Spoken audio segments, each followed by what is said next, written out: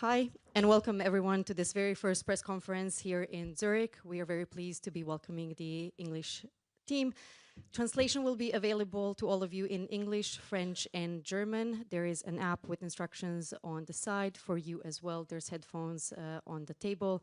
We are pleased asking you to raise your questions in those languages so everyone can understand them. Please state your name and media. And now it is my pleasure to open the floor to Sarina Wigman and Leah Williamson. Thank you. Yeah, thank you. Thanks for joining us, everyone. We really appreciate it. Ahead of tomorrow's fixture against France. As UEFA said, we'll take questions from the floor. If anyone would like to raise their hands. Anton, we'll begin with you. If you can introduce yourself with your name and the outlet you're working for, that would be appreciated. Anton from Sky Sports. That's new. Serena, Leah, nice to see you both. But it's nearly here, I suppose, the exciting part of the summer. I'm just wondering how ready the team is, how ready Lauren James is, and what kind of an impact she can have on the tournament, considering, obviously, she's just coming back from injury. Yeah, the team looks really good. I think we're ready. We had our last session this morning and everyone came through well. I think we had some good weeks where we trained and we could do some tactics. And I think we're very well prepared. You see the bonding in the team. We've worked really, really hard. And I definitely think we're ready to go tomorrow. On your question, the impact of LJ, she's in a good place. Of course, as you've noticed, she came on the pitch against Jamaica last week. And she's ready to get more minutes tomorrow. Emma? Hi both, nice to see you. Emma Sanders from BBC. Serena, we spoke to Lucy yesterday, Lucy Bronze, and she was talking about how Hempo sometimes in meetings doesn't actually realise her experience when maybe she's asked to input. I just wonder if that's something maybe you've challenged her to maybe show a little bit more that experience or that leadership, I guess. Yeah, a little bit.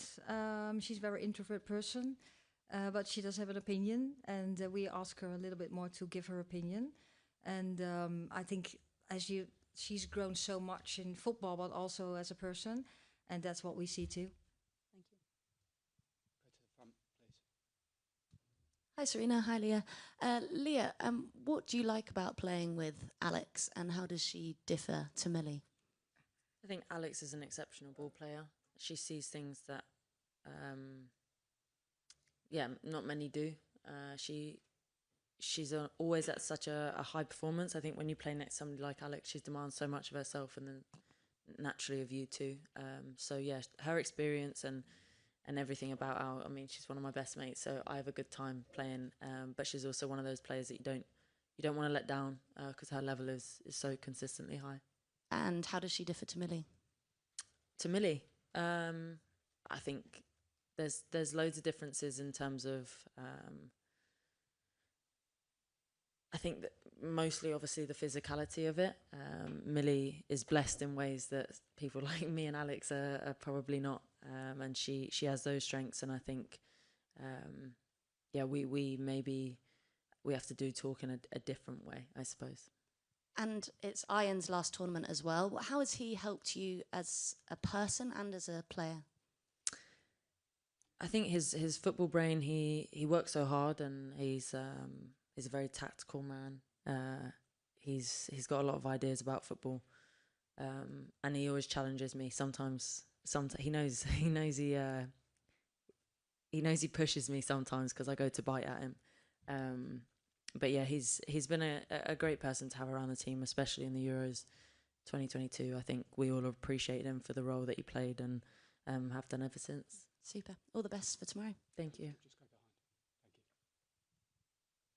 Thank you. Hi, both. One for Leah, Rachel Steinberg from PA in the UK. Just having missed out on the World Cup and having gone through that experience and that recovery, does it give you a new or different kind of appreciation for sitting here today on the eve of a new European Championship? Yeah, I've probably held some anxiety, I suppose, up until this moment, just because I wanted to be here and I wanted to be with the team. I wanted to experience another tournament for England, and being away from home is special when you come to another country to represent your country, and yeah, just take everything in. It's a bit different to England in 2022. So I'm just taking everything in. I'm very excited, but also so much has changed. So I'm intrigued to come back and enjoy that tournament football. I suppose you can look at this as a title defence and trying to do this a second time, but it would also be a first away from home. And I suppose, to both of you, are you looking at this as an opportunity to do something you haven't done before, in that you can now do this somewhere else, away from home turf, with obviously a lot of fans coming in, but away from home? Yeah, I think so. I think it's, again, territory, new territory, and we've you explain it very well.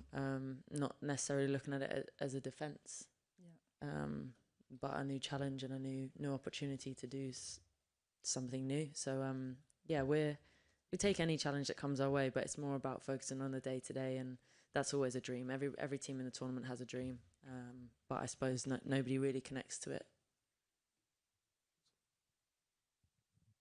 Amelie Stiefert at ZDF. Elia, a question. You've had quite a journey with your coach the past years. How would you describe her work? How is she inspiring the team? Serena. Yeah. Just clarifying. Affiliate.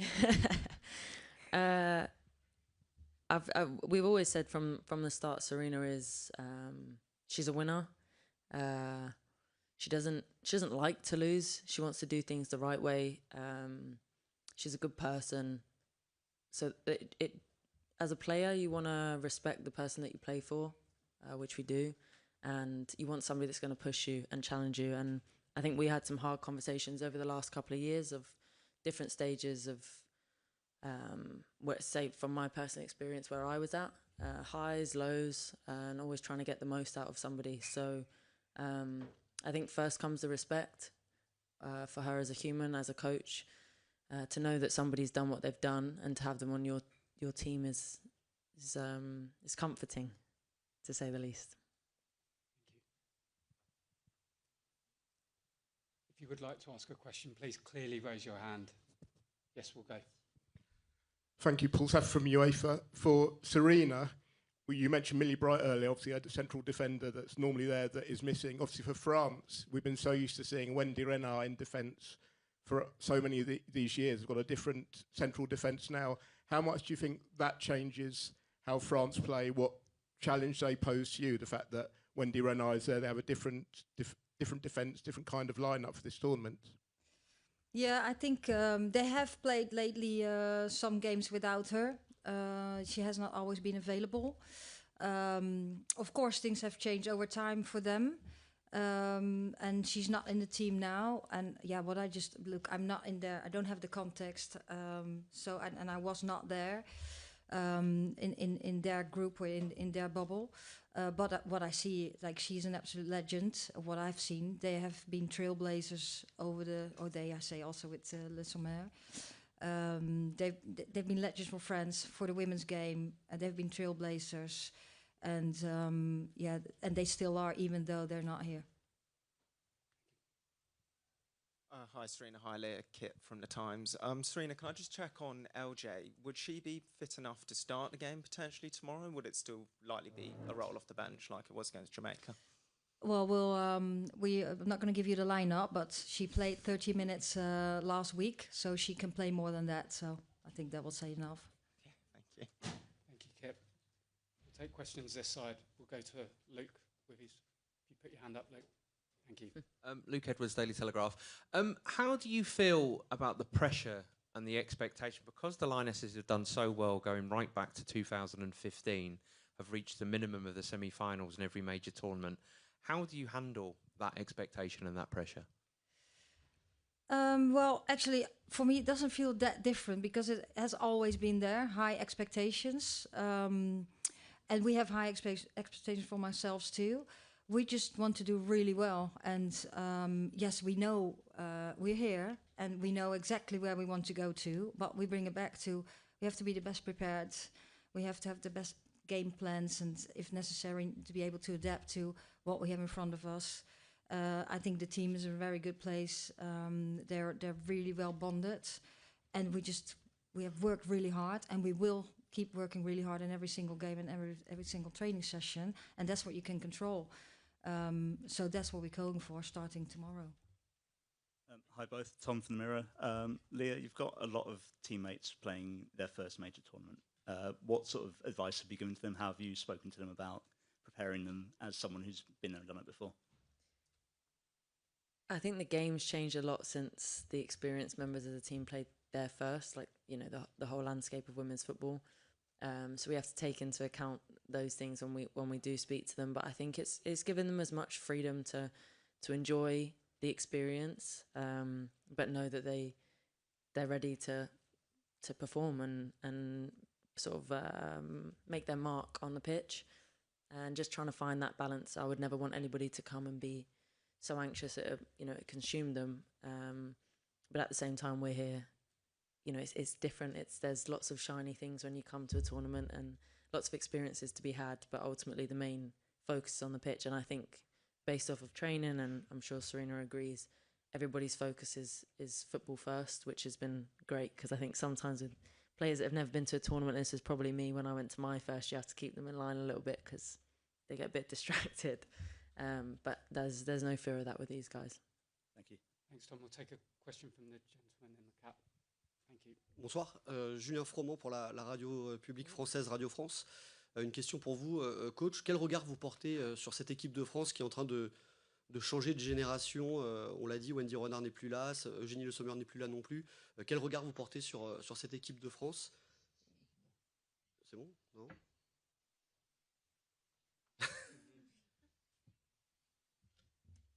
Oui?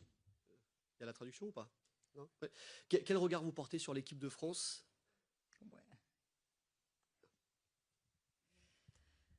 I still think I think the French team is still very, very strong. They have young players coming through, and of course Wendy Renard is not there, and Le Sommer is not there. They've been great players for the team too, and the coach picked other players. I think they're very talented. They have showed already too, and it's still a very powerful, quick team that can play really well. Thank you. Take a question at the back. Hiya, I'm Uma from TalkSport. I just wanted to ask, obviously it's been spoken about, a lot of pressure on you guys, but I wanted to talk about what it's been like in the camp. What have you done in your downtime to kind of enjoy being in Switzerland? I know Alessia Russo mentioned with her brother being on Love Island that you guys have been watching that, so I wondered if that was still part of the routine. The team have worked really, really hard, the staff, to make our environment as much of a home away from home as possible. It's been lovely. Like lots of social spaces, and I mean, whether or not this deteriorates as the tournament goes on, you spend every day together, but we're spending quite a lot of time together as it goes at the minute. Lots of Monopoly deal, cards, different games. We went out on a boat trip just to see the city that we were in on the day we arrived, so it's been nice. And there has been Love Island watching. It's the discussion around the table at breakfast. But yeah, we're supporting Giorgio, and then just trying to spend time together and relax as much as possible. But the staff, I have to give credit to the staff. They've done an incredible job setting that up for us.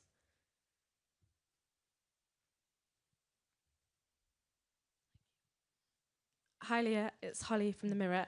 We've spoken to fans today who've been inspired to buy tickets after watching the Euros in 2022. And UEFA says that most of the games are sold out.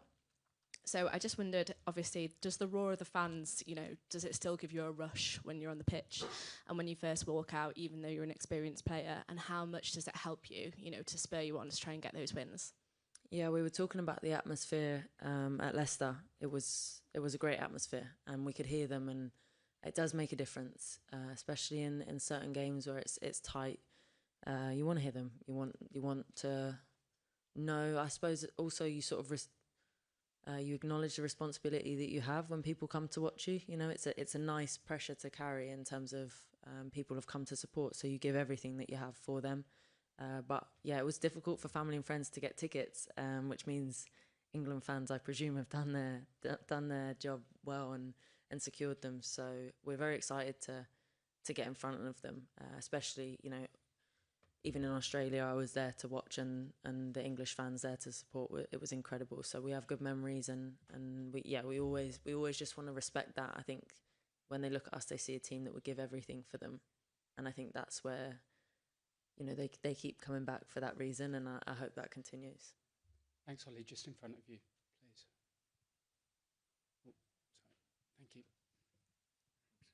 Hi, Tom Hamilton, ESPN. Serena, Leah just mentioned there how you've been emphasising that this is a new challenge and a new opportunity for the group. The players themselves have talked about New England quite a lot as well. Is that your way of sort of resetting this group and sort of drawing a line under previous success to kind of bring together a new challenge as a whole? Yeah, it was our way. I think we've spoken about it several times a couple of months ago. So where we're at, and the team has been a bit in transition, of course. And we absolutely cherish what we have done before. We'll never forget it, and those are lifetime experiences for us and for our families, and also for the fans. But you have to move on, and you have to be on top of it. Things are changing very quickly. Things are developing very quickly, so we have to do too. And we came together. It was actually in February, and then we came to this. That we said, yeah, it's a new challenge. The approach was there anyway, but we called it the New England. Bonjour, en français, s'il vous plaît. Bonjour. Now, don't think I speak French. That was lovely. C'est bon. Plusieurs joueuses françaises jouent en Angleterre. Est-ce que, Léa, vous pouvez dire un mot sur Sandy Baltimore qui joue à Chelsea et que vous avez affronté plusieurs fois? Merci.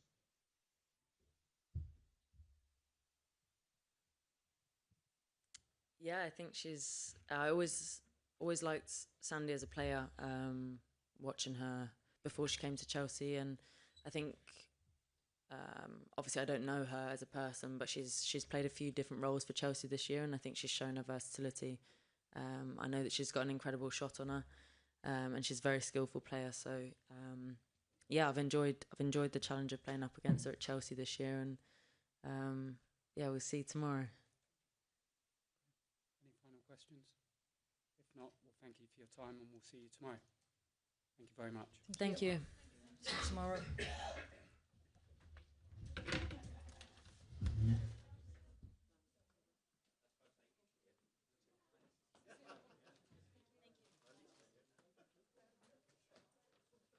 Thanks so much.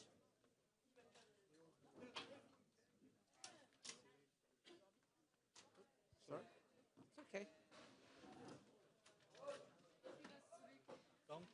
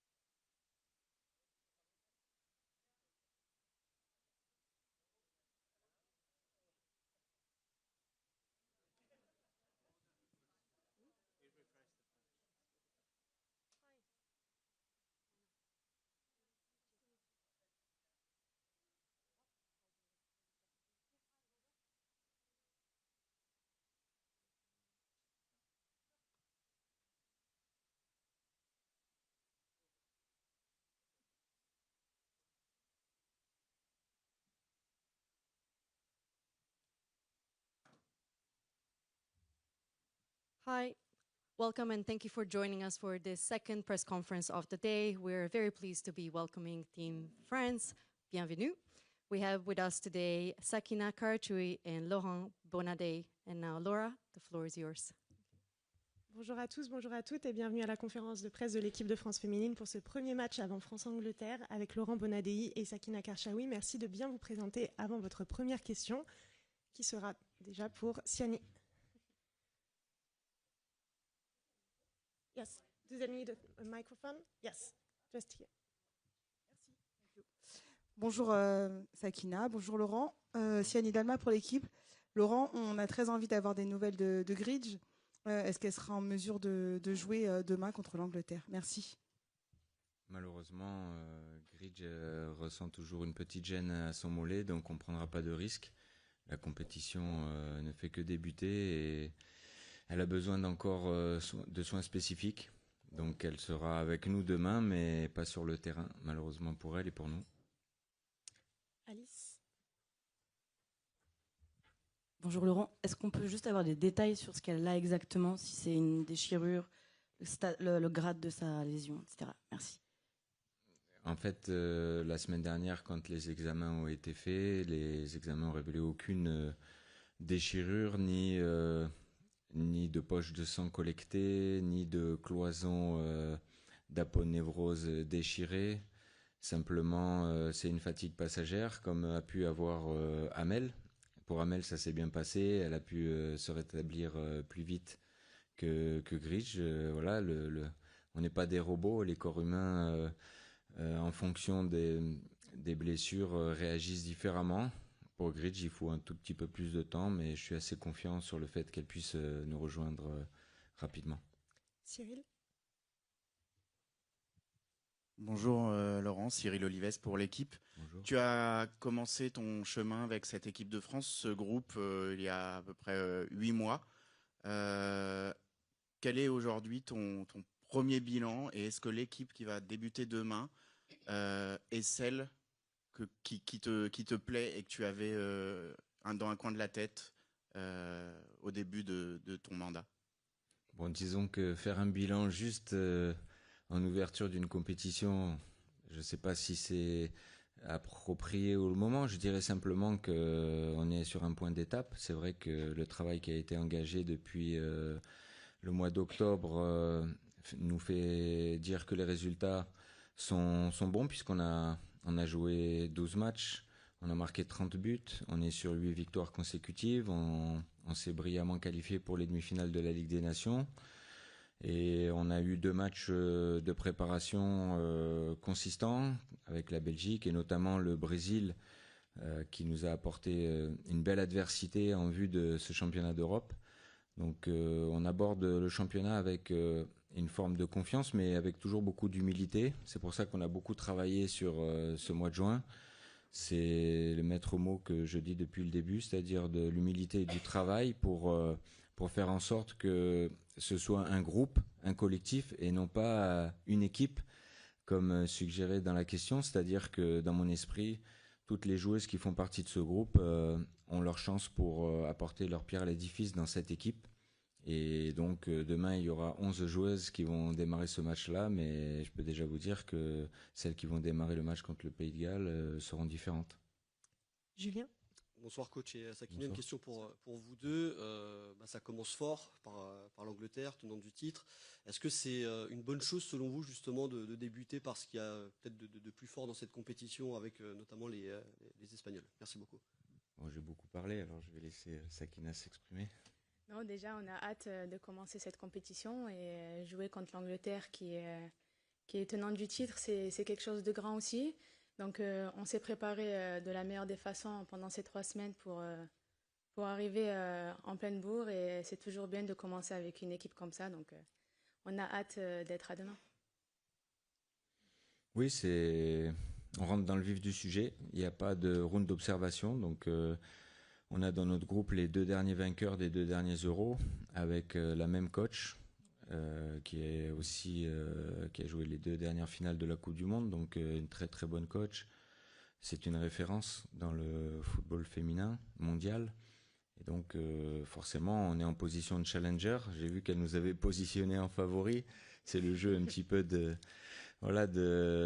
bluff un peu de ce premier match. Mais à partir du moment où je le dis depuis le début, on n'a encore rien gagné. Les favoris de ce groupe sont les Pays-Bas et l'Angleterre. Mais ça ne veut pas dire qu'on manque d'ambition. Au contraire, on va aborder ce groupe avec l'ambition de vouloir gagner tous nos matchs.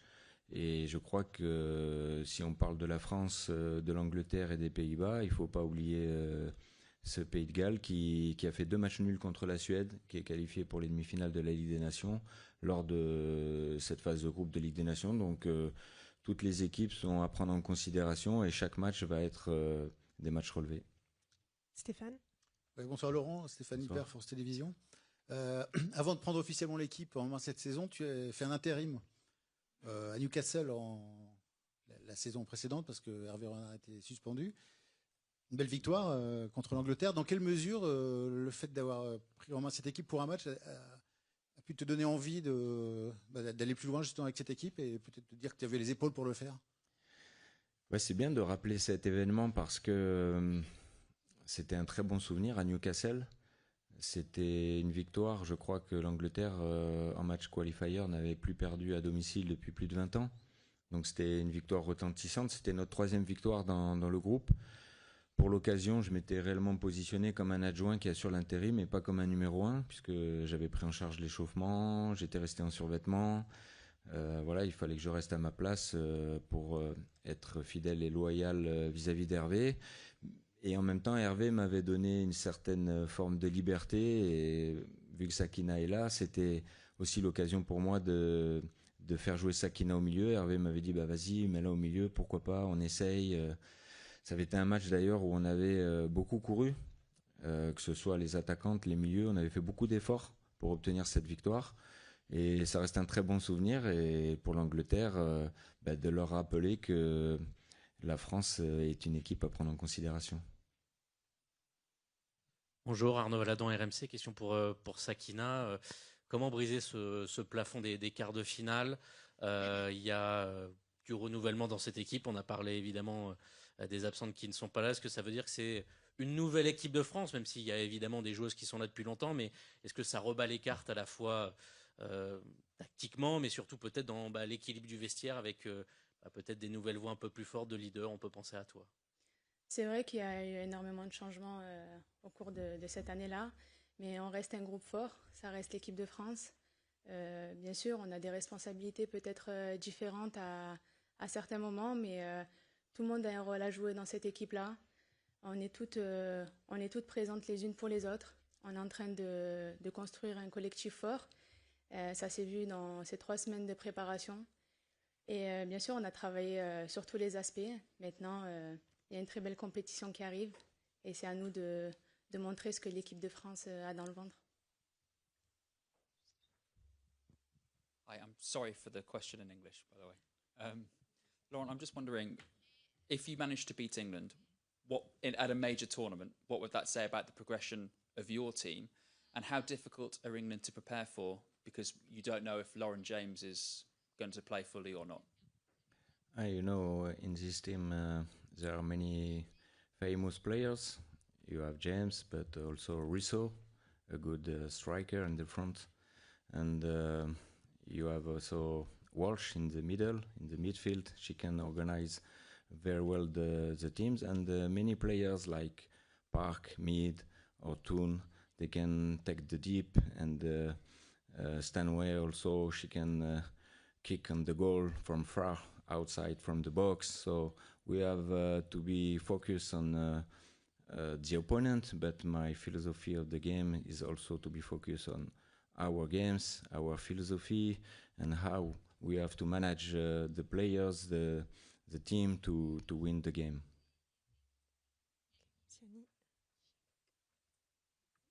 À nouveau, Siani Dalma pour l'équipe. Une question pour Laurent, qui sera capitaine demain à l'absence de Gridge.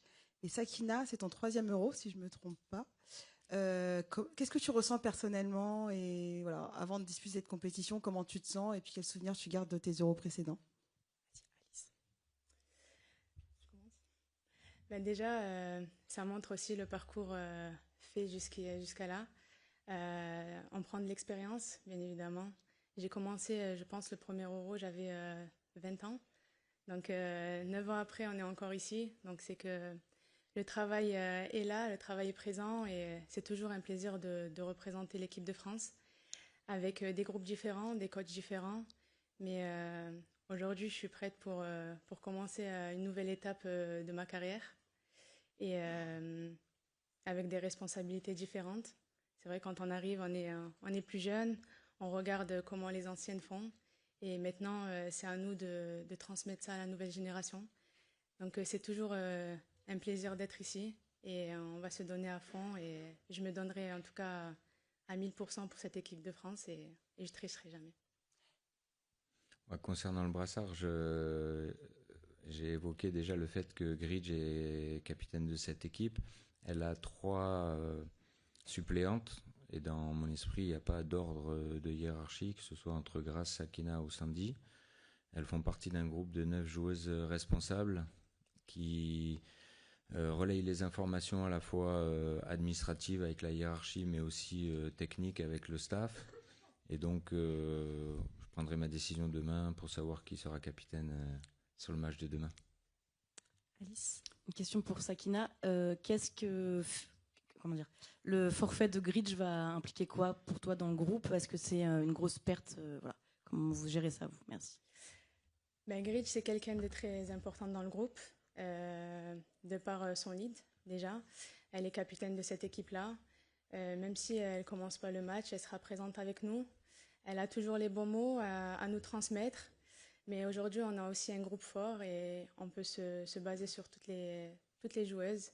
Elles sont toutes importantes et elle est aussi là, notre force.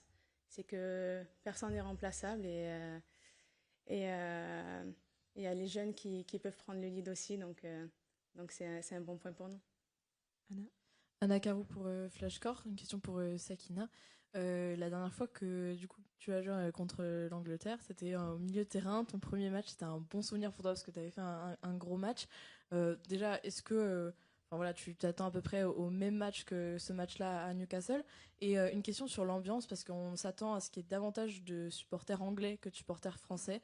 Et est-ce que l'équipe de France est à nouveau prête à battre l'Angleterre dans ces circonstances-là? Merci. Ben, chaque match est différent. C'est vrai qu'on les a joués en double confrontation à Newcastle et on les a reçus aussi à Saint-Etienne. Donc on gagne un match et on en perd un. Mais c'est vrai que c'est un très beau souvenir puisque c'était la première fois qu'en équipe de France, on me met au milieu de terrain. Donc ça montre aussi la confiance que les coachs ont. Laurent Bonadé était adjoint à ce moment-là et je sais qu'il me fait confiance à ce poste-là. Et c'est très important pour une joueuse. Et en tout cas, j'espère remplir ce rôle pour l'équipe de France. Et sur l'ambiance, par rapport aux téléspectateurs, ça? Aux spectateurs? En tout cas, ce que je retiens, c'est qu'il y aura beaucoup de spectateurs aussi français. Donc, on espère vraiment leur rendre ce bonheur à la fin du match. Et on va se focaliser sur les Français qui vont venir nous voir. Loïc. Bonjour, Loïc Costet pour la Voix des Sports. Une question pour tous les deux. On a encore senti une très bonne ambiance à l'entraînement ce matin, avec beaucoup de rires, etc. On a même vu les joueuses vous chambrer, Laurent, lors du taureau. Je voulais savoir à quel point c'était important d'avoir cet état d'esprit. On a l'impression presque, j'exagère peut-être, mais qu'il n'y a pas trop de pression dans le groupe. Et que voilà, savoir comment vous ressentiez ça. Bah oui, c'est important quand on reste longtemps ensemble et sur une préparation avec beaucoup d'efforts et beaucoup d'exigences demandées. Quand on est coach ou dans un staff, on a beaucoup d'exigences envers les joueuses et c'est aussi important de montrer qu'il y a des moments où on peut relâcher. On a travaillé hier, avant-hier, beaucoup sur l'aspect tactique, offensif et défensif. Et en général, les veilles de match, on aime bien proposer des jeux, des taureaux, des choses qui leur permettent de s'amuser, de prendre du plaisir et de décompresser et de pas forcément tout de suite faire le match dans la tête avant le match. C'est important de vivre chaque chose en son temps, étape après étape, et elles auront le temps d'avoir la pression, de se refermer un petit peu demain. Mais malgré ça, moi je leur dis toujours que la plus grande fierté que je pourrais avoir, c'est qu'elles soient elles-mêmes, qu'elles jouent leur football, voilà, avec leurs qualités, leurs défauts, qu'elles peuvent se tromper et que le plus important c'est qu'elles prennent du plaisir sur le terrain parce que ça reste du football, c'est un spectacle, c'est un jeu, on doit aussi transmettre des émotions à des personnes qui sont dans le stade. On entendait que peut-être le stade aura un peu plus de supporters anglais, mais quelque part à Newcastle, il y avait plus d'anglais que de français. Ça ne nous a pas empêché de gagner. Donc voilà, on va aller jouer ce match avec de la détermination, de l'ambition, du plaisir et des sourires. Parce que voilà, on voit tout ce qui se passe aujourd'hui dans le monde. On est à l'approche d'un superbe événement. Ça va être une belle fête. J'ai pu voir sur les premiers matchs que les stades sont super bien remplis, qu'il y a beaucoup de belles choses qui sont faites autour des stades. Et voilà, c'est une grande fête en Europe, dans un beau pays qui est la Suisse, avec 16 belles nations de football qui doivent être aussi focalisées sur le jeu. Cyril? Laurent, au début, tu parlais, il y a quelque chose qui te tenait à cœur, c'était ce que tu appelles ton projet collectif, le projet de groupe que tu as présenté aux joueuses. Tu as même d'ailleurs fait venir les joueuses qui étaient blessées pour quand même qu'elles s'imprègnent de tout ça et de tes préceptes, de ce que tu demandais. Comment au fur et à mesure tu les as vus adhérer à ça lors des différents stages? Oui, c'est vrai, c'était important. J'ai fait un audit au début de ma prise de fonction sur l'état mental, psychologique, parce qu'après les JO, c'est vrai que beaucoup de joueuses étaient affectées et beaucoup de membres du staff aussi, et des gens à la fédération en France, parce que voilà, on n'avait pas répondu complètement aux attentes. Et du coup, avec le staff, on a mis en place un projet de vie d'abord, et qui est basé sur le relationnel, le premier pilier. Et c'était important pour moi de faire en sorte que déjà le relationnel dans cette équipe soit de bonne facture et qu'il soit franc et sincère, en toute transparence et qu'il ne soit pas simplement une façade. Donc voilà, il a fallu avancer et c'est aussi pour ça que j'ai fait beaucoup de brassage au début sur les 4 premiers matchs amicaux où j'ai vu plus de 30 joueuses. Et il était important effectivement que certaines joueuses qui étaient blessées, qui n'avaient pas participé au premier stage, fassent partie du deuxième pour comprendre les enjeux, notamment sur ces piliers-là qui sont forts, pour après rentrer dans la compétition sur la Ligue des Nations. Donc effectivement, au fur et à mesure des mois qui se sont écoulés, j'ai vu des joueuses progresser, faire des petits pas. C'est ce que je leur ai demandé au tout début, faire des petits pas. C'est un petit peu la philosophie des Japonais, un petit pas après l'autre, avancer, et que ce soit dans leur relationnel, mais aussi, on parlait tout à l'heure de sourire, dans leurs échanges avec le public français ou avec vous, les médias. Voilà, j'ai vu beaucoup de joueuses qui étaient très à l'écoute et en tout cas qui essayaient de mettre en place ce qu'on leur demandait. Julien? Oui, coach, demain soir, sans trahir de secret, vous devriez avoir une joueuse qui va être centenaire, c'est Grace Guillaume, qui va atteindre les 100 sélections. Est-ce que ça peut avoir une réflexion justement sur le capitanat, qui a fait partie des joueuses avec Sakina et Sandy? Et quel regard vous portez plus globalement justement sur ce cap symbolique des 100 sélections? Merci. C'est vrai, j'avais pas pensé à ça, vous m'avez donné peut-être une bonne idée. Donc peut-être que demain ça fera partie de ma réflexion, pourquoi pas. Ouais, c'est 100 sélections en équipe de France, c'est quand même quelque chose. Hein. On rentre dans une dimension, voilà, c'est un cap, puis elle a encore de belles années devant elle avec cette équipe de France. Je trouve que elle fait une très belle préparation. On a vu d'ailleurs sur le match du Brésil l'importance qu'elle peut avoir dans le milieu de terrain, notamment en deuxième mi-temps, quand sa technique et sa puissance combinée pouvaient poser beaucoup de problèmes aux Brésiliennes qui étaient beaucoup dans le marquage individuel. Voilà, je la trouve de plus en plus épanouie et oui, grâce au tout début de ma prise de fonction, c'était une joueuse à qui j'avais dit que je la lâcherais pas d'un certain côté pour être exigeant avec elle, notamment sur le relationnel, parce que je trouvais qu'elle avait voilà, des caps à franchir. C'est une belle personne et dans le collectif, il fallait qu'elle prenne un peu plus de lead. Et puis en même temps, je lui avais dit que je la lâcherais pas aussi dans les moments difficiles, ce qui a été le cas sur la première partie de saison. Et j'ai trouvé qu'elle avait franchi toutes ces épreuves avec beaucoup de courage, beaucoup de fierté aussi. Et aujourd'hui, on a une joueuse qui est en pleine possession de ses moyens et tant mieux pour l'équipe de France. Bonjour Laurent, bonjour Sakina, Charlotte Harper from The Athletic. Laurent, l'Angleterre n'a pas la puissance de Millie Bright. Pensez-vous que vous pouvez exploiter cette chose dans le match? Je pense que l'Angleterre a beaucoup de qualités. Il y a aussi des joueuses puissantes comme Lucy Bronze par exemple sur le côté droit qui aime bien prendre le couloir et jouer sur le front de l'attaque et apporter offensivement. Nous, on a aussi des joueuses dotées de puissance naturelle, donc ça va être un vrai rapport de force.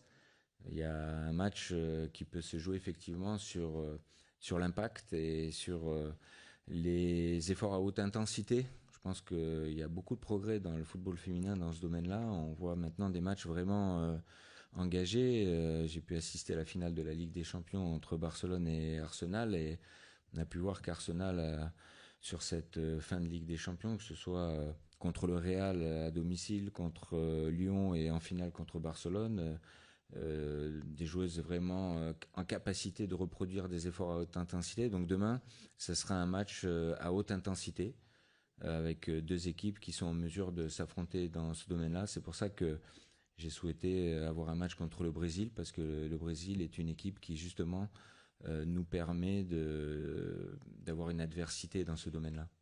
Et Sakina, il y aura une vraie bataille au milieu de terrain.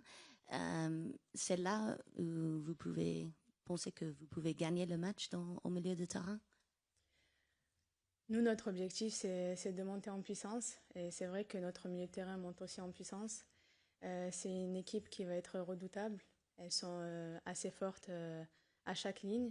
Donc ça va être le souci du détail qui va gagner, je pense, demain.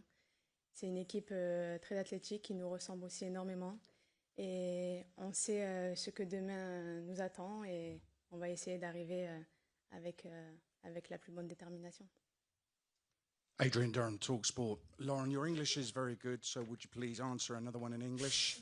To follow up, and thank you. To follow up from that question, the question mentioned Millie Bright, Mary Earps, as well as not playing for England anymore. They both started when France won 2-1 against England in Newcastle. Fran Kirby came on as sub. These three players no longer represent England. Was all this a surprise to you? When I watched the decision for Bright and Earps, I didn't know for why. What was the decision from the coach or from the players? You know, I was a little bit surprised, but when I read the Bright declaration, she said, "If I am honest, I want to think about the national team and the fans, and I'm not 100% to play the Euro. So I have to put my ego on the bench, and I prefer to say no, stop, because what is the most important thing is the national team." So I said myself, wow, it's a really good person to speak about it like that, because, you know, sometimes we want to play more and more and more and more, and we are thinking about ourselves, our pleasure. I want to play one more game because I am the best. But what she said was really brilliant. Stéphane? Pour poursuivre sur le match de demain, qu'est-ce qui t'impressionne le plus dans cette équipe d'Angleterre? Quelles sont les joueuses dont il faut le plus se méfier? Je pense que, comme le disait Sakina, c'est une équipe qui peut un peu nous ressembler, avec beaucoup de variété sur le plan offensif. Par exemple, si la coach décide de faire jouer Imp sur le côté gauche, elle va peut-être être un petit peu plus collée à la ligne que si c'est James qui va rentrer sur son pied droit. Elles ont la capacité à bien défendre en bloc, sur un bloc médian, et puis quand elles ont le ballon, à rapidement se projeter sur les côtés. Et puis elles ont des joueuses dans le milieu du terrain qui peuvent amener de la variété dans les courses et à se projeter dans la verticalité quand Russo décroche et quand l'équipe se sert de cette joueuse en point d'appui. Après, Reste à savoir comment justement elles vont réussir à gérer le départ de Bright en défense, mais il y a des bonnes joueuses aussi en défense capables de jouer des diagonales avec des très bons ballons. Donc on est avertis, on les a beaucoup observés, on a nos scouts qui ont été les voir jouer en live, on a beaucoup observé de matchs, il y a mon analyse vidéo Maxime Foucault qui a fait un gros travail aussi, et donc avec le staff on a essayé de regarder chaque détail de cette équipe pour justement à la fois leur poser les problèmes, parce qu'on est là aussi nous pour jouer notre jeu, et en même temps prendre en considération leurs forces et éviter qu'elles prennent confiance dans le jeu. Sylvain. Bonjour, Sylvain Jamet pour Foot au féminin. Laurent, est-ce que l'équipe de France est prête pour le combat demain, parce qu'il va y avoir la chaleur et on sait que contre l'Angleterre, physiquement, ça va être très dur. Effectivement, demain, je crois que à Zurich, il va faire entre 27 et 30 degrés, mais je pense qu'à 21h, la température devrait redescendre un petit peu. L'UEFA a mis en place la possibilité qu'il y ait des pauses fraîcheurs, donc si les arbitres estiment que pour les joueuses, les conditions sont trop difficiles, on utilisera les pauses fraîcheurs. Et comme je le disais précédemment, je voulais un match très difficile avant ce match-là, contre le Brésil, où il faisait chaud aussi à Grenoble, c'était une étuve. Et donc je crois que c'était la meilleure des manières de préparer ce match. Ça ne veut pas dire que de jouer un match difficile et de le gagner contre le Brésil nous donne toutes les garanties de gagner le match demain. En tout cas, les joueuses sont prêtes. J'ai senti cette semaine un regain de fraîcheur et de détermination, et je pense que demain, ça devrait faire un beau match pour les personnes qui seront dans le stade, mais aussi, je pense, beaucoup de monde derrière leur écran. C'est un match qui va être très suivi, très médiatique, et c'est bien aussi pour cet Euro qu'il y ait une belle affiche d'entrée. Alice. Une question pour Laurent. Vous avez fait le choix fort de ne pas sélectionner Wendy. Avec le forfait de Grige, est-ce que vous êtes inquiet du manque d'expérience en défense pour un choc comme celui-ci? Merci. Oui, c'est vrai que j'ai fait des choix forts par rapport à Wendy, mais aussi d'autres joueuses. Donc par rapport à l'aspect défensif, effectivement, on pourrait penser que l'absence de Wendy avec la blessure de Grige pourrait être préjudiciable, mais j'ai trouvé que sur les 4 derniers matchs et sur les 8 derniers matchs, je crois que Wendy n'a pris part qu'à un seul match contre l'Islande. Donc on a joué 7 matchs déjà sans Wendy, et sur les 7 matchs, on a encaissé 2 buts contre le Brésil la semaine dernière. C'est pour ça que volontairement j'ai donné du temps de jeu à Alice et à Tiniba avec Rich, et puis le retour de Maëlle pour leur permettre d'acquérir de l'expérience dans un laps de temps assez réduit, et afin d'être performantes sur le match de demain. J'ai trouvé qu'elles avaient fait toutes les deux de très bons matchs, que ce soit contre la Suisse en match officiel pour Alice, ou que ce soit en Islande pour Tiniba, dans des contextes très difficiles, et plus récemment sur les matchs amicaux. Donc j'ai complètement confiance en ces joueuses. Ce sont des joueuses d'avenir, des jeunes joueuses, mais on voit que dans cet Euro, on n'est pas les seuls aussi à lancer des jeunes joueuses. On l'a vu hier avec Vicky Lopez qui a marqué le premier but pour l'Espagne, ou encore Schertenleb avec la Suisse. Donc ça fait partie aussi d'un processus qui est toujours difficile quand on annonce des décisions et qui ressemble peut-être à une fin de carrière internationale. Mais Wendy, elle a encore aussi de belles pages à écrire avec son club. Sa carrière n'est pas terminée. Et donc, effectivement, elle n'est pas là demain, mais Alice, Tiniba, Maëlle, voire Elisa, puisque Elisa peut aussi jouer en défense centrale, sont des joueuses qui sont en capacité de répondre présentes. On va prendre les 2 dernières questions avec Siani puis Julien, s'il vous plaît. Laurent, je continue sur la question d'Alice. Est-ce que justement le match d'Alice, la vôtre, son match contre Arsenal, vous a donné des idées pour demain? On sait que vous aviez beaucoup apprécié sa performance. On imagine que ce sera Maëlle, normalement, si elle va bien, en défense centrale. Est-ce que vous pouvez nous en dire plus? C'est vrai que votre métier, c'est d'essayer à la pêche aux informations pour savoir qui va jouer. Effectivement, j'avais déjà fait part dans ma réflexion et dans les choix que j'ai faits que le match qu'Alice avait fait notamment contre Russo en demi-finale de Ligue des Champions avait été très convaincant, très intéressant, à la fois dans la maîtrise des émotions, mais aussi dans la qualité du jeu et sa capacité à être précise dans les relances. ce qu'elle avait très bien fait d'ailleurs contre la Suisse lors de son match à Nancy. Et donc c'est vrai que Alice apporte toute satisfaction et ce match contre Arsenal évidemment a été un match référence. Sakina, dans le prolongement de la question, justement, quel peut être votre rôle à vous, justement, pour aider une jeune joueuse qui va débuter face à l'Angleterre, voilà, que ce soit Alice ou Tiniba, c'est 21 ans, certes de l'expérience en club, mais encore un petit peu neuve en sélection nationale. Donc quel rôle vous pouvez avoir auprès d'elle? Non, nous aussi, on a commencé à leur âge, on sait c'est quoi. Il y a les capitaines qui étaient là aussi pour nous mettre à l'aise, et c'est à notre rôle aussi en tant que cadre de mettre toutes les filles dans le groupe à l'aise, qu'elles soient elles à 100%. C'est super important pour être épanouies au sein de cette équipe de France. On croit en tout le monde, on a confiance les unes aux autres, et on est en train de construire un groupe très fort. Et aujourd'hui, bien sûr, on va parler beaucoup avec elles, et demain, on parlera encore avec elles. Grid sera là aussi pour les mettre en confiance, et je pense que c'est bien d'avoir des conseils d'une défenseur centrale aussi. Donc, on est là pour elles le savent très bien, et j'espère qu'elles sont épanouies à 100%. C'est essentiel. Merci à tous et toutes, et à demain. Merci. Merci.